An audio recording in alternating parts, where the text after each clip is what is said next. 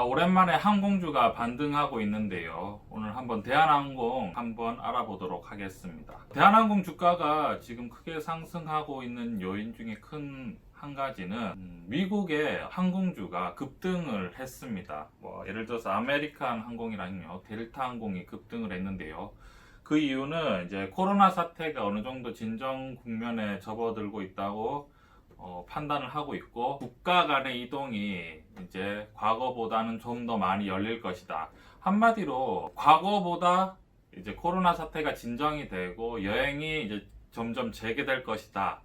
이러한 영향을 받아서 오늘 국내 항공사들도 덩달아 상승하고 있는 모습을 보이고 있습니다. 그렇다면 대한항공을 지금 투자해야 될지 말아야 될지 그러한 상황을 저희가 한번 자세히 살펴보도록 하겠습니다. 대한항공이 최근 상황이 생각보다는 그렇게 나쁘지 않다라는 이야기가 있습니다. 여객선은 사실은 코로나 사태 때문에 굉장히 줄어들었죠. 거의 없다시피 하는 상황인데, 문제는 뭐냐면 이제 화물선이 굉장히 증가를 했습니다.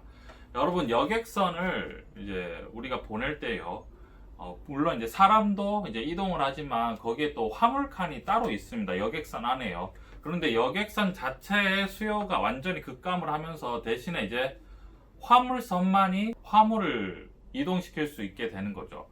그렇기 때문에 화물선도 당연히 증가할 뿐더러 화물 가격도 거의 이제 2배, 3배 가까이 늘었다고 해요. 그렇죠. 왜냐하면 이제 우리가 국가 간 이동이 안 되니까 대신에 택배 상자가 엄청나게 지금 이동을 하고 있는 상황입니다.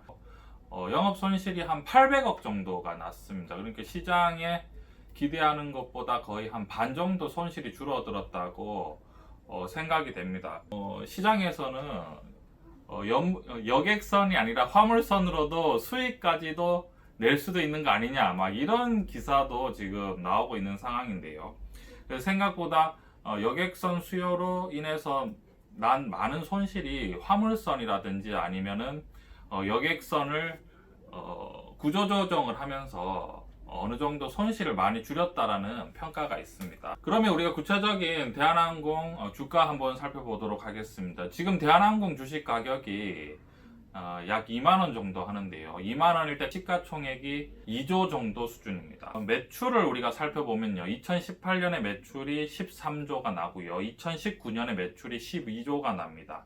영업이익 같은 경우에는요, 2018년에 매출이 6,700억 정도 수익이 났고요, 2019년에 영업이익이 2,500억 정도 수익이 났습니다. 그러면 코로나 사태가 발생한 2019년 1분기 실적을 저희가 한번 살펴보면요, 매출이 한 22% 감소했다고 합니다. 원래는 3조 정도가 분기별로 났었는데요, 1분기에 매출이 2조 4천억 정도 매출이 났고요, 이것은 한 6천억 정도 감소가 된 거죠. 20% 정도 감소가 됐고, 영업이익은 마이너스 800억, 그러니까 적자로 전환했지만 생각보다는 크지 않았다. 이제 시장의 반응입니다. 투자자로서 이 대한항공을 주식을 투자를 해야 되느냐 말아야 되느냐라고 이제 상황이 봤을 때요, 제가 봤을 때는 지금 투자 시점이 약간 뭐랄까 애매하다라고 말씀을 드리고 싶은데요. 그 이유가 뭐냐면, 사실 항공업계는 코로나 사태가 발생하기 전에도 이미 썩 좋은 상황은 아니었습니다. 왜냐하면 이제 대한항공이나 아시아나항공, 우리나라 국내 대형 항공사가 있지만 저가 항공에 대한 경쟁도 굉장히 치열했을 뿐더러 국제 항공사와도 경쟁이 굉장히 치열했는 상황이었죠.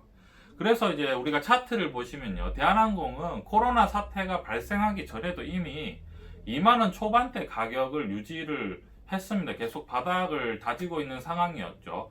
코로나 사태 때문에 더 이제 급격하게 하락을 했지만 거의 이제 저점이 이제 10,000원 초반까지 하락을 했다가 최근에 코로나 사태가 진정됨으로 해서 기대감으로 벌써 2만원까지 상승을 했는데요.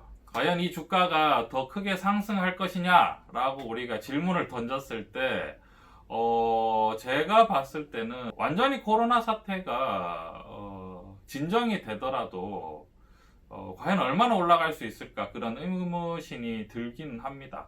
그래서 투자를 항공주에 대한 투자는 코로나 사태가 진정되더라도요 투자는 조금 더 신중해야 될 필요가 있지 않나라고 생각을 합니다. 그런데 과연 이제 대한항공을 그러면은 공격적으로 투자할 수 있는 상황이 발생할 수도 있다라고 예를 들면은 어떤 상황이냐면 자본주의에는요 1등주 주식을 투자하는 게 유리할 수 있는 게 뭐냐면 경기가 이제 계속해서 변동을 하죠. 경기가 좋았다 안 좋았다 이렇게 되는데 사실은 그 항공사 같은 경우는 지금 최악의 경기를 맞이하고 있는 상황이죠. 그럼 여기서 뭐냐면 이제 대한항공은 여러분 매출이 12조나 나는 국내 아주 대형 항공사죠. 그러면 이제 대한항공이 이렇게 어려운 상황이면 국내 저가 항공사들의 상황은 어떻겠습니까, 여러분? 훨씬 더 힘들어질 수가 있겠죠. 이러한 사태가 장기화되면 최악의 상황에서는 저가 항공사 같은 경우에는 아마 구조조정 단계를 넘어서 매각될 가능성도 있겠죠. 그럼 저가 항공사가 매각이 되면 여러분 어디에 매각이 되겠습니까? 예를 들어서입니다. 예를 들면 대한항공에 매각될 가능성이 큽니다. 그렇게 되면 대한항공의 어떤 시장 점유율은 늘어나고요. 매출도 증가할 수도 있겠죠. 그렇게 됐을 때는 주가는 한 단계 더 올라갈 수 있는 상황이 발생할 수도 있습니다.